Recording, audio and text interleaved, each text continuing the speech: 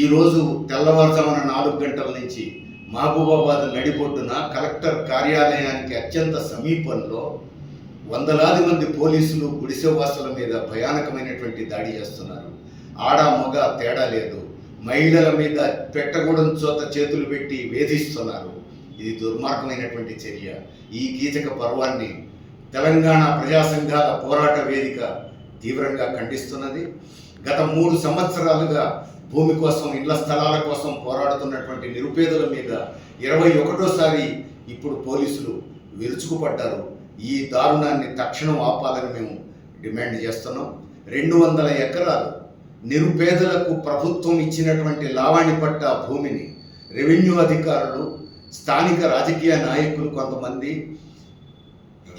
Real estate బ్రోకర్లకు అమ్ముకునే ప్రయత్నం చేస్తున్న సమయంలో దాన్ని బయటికి తీసి అది లావాణి పట్టాన్ని రుజువు చేసి, పేదల భూములని రుజువు చేసి గుడిసెలు వేసుకున్న పేదలు ఇప్పుడు అది ప్రభుత్వ భూమి, మా భూమి అనే పేరుతో ఈ దాడి చేస్తున్నారు.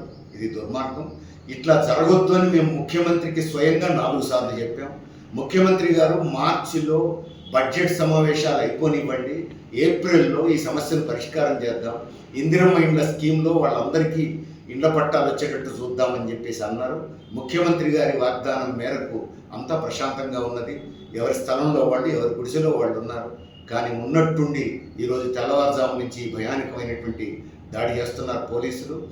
ఎస్పీకి మరి ఏ ప్రయోజనాన్ని ఆశించి ఎస్పీ పనిచేస్తున్నాడో, కలెక్టర్ ఏ ప్రయోజనాన్ని ఆశించి పనిచేస్తున్నారో, ముఖ్యమంత్రి మాటలు కూడా ఖాతరు చేయకుండా ఎందుకు ఈ దౌర్జన్యానికి పూనుకుంటున్నారో తేల్చుకోవాల్సిన అవసరం ఉంది.